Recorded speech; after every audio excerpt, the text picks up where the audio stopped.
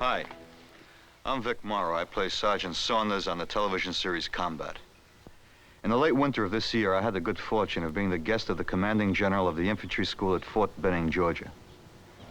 My tour of this huge army post was not only exciting, it was an eye-opener. I saw some of the best soldiers that ever marched a step or fired a round of ammunition. The real thrill of my visit was becoming one of them. I was made an honorary doughboy of the 2nd Infantry Division. I'm very proud of that, both as an actor and as an American. My stay was all too short, but it was a great opportunity to see today's fighting man in training. And you can bet that he uses all the latest equipment and techniques. When I left Fort Benning, I took with me one firm conviction. The infantryman is still the backbone of the Army, make no mistake about it. Whenever the need arises, one thing is sure. The infantryman will always be there.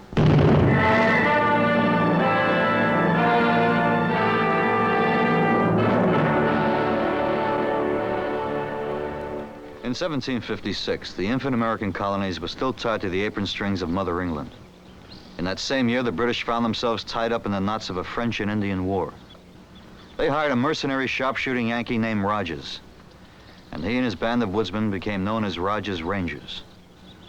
And so the forerunner of the American infantryman was born. Trained he was not, but he was willing to learn. Rogers was a poor disciplinarian, but he did set down a list of standing orders that were gems of simplicity. Don't forget nothing.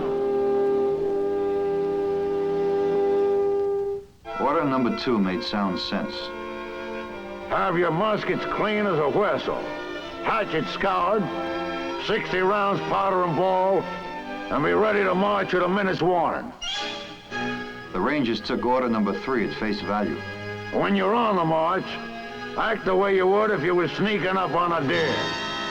See the enemy first. But order number 10 sometimes got confusing. And if we take prisoners, we keep them separate till we had time to examine them, so they can't cook up a story between them. Came the Revolution, and the book of the American infantryman opened to its first page. He was a bookkeeper, a cobbler, a blacksmith, and a farmer. They called him Minuteman. He lacked training and his musket was unwieldy. Untutored in the military arts, the civilian soldier walked into a hail of organized fire.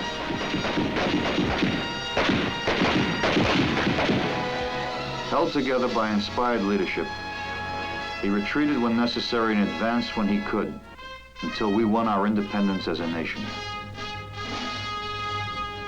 Peace came, but it was short-lived. 3 decades later, the citizen soldier was bearing arms in the War of 1812.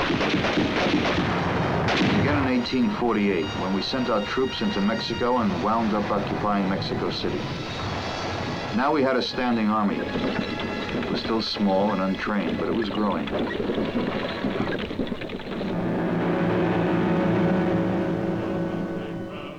All of these military actions were but a prelude to the thunder of the Civil War. A call to arms was heard and answered. We are coming, Father Abraham, with 300,000 more. We are coming, Father Abraham, with 300,000 strong. With 300,000 strong. With 300,000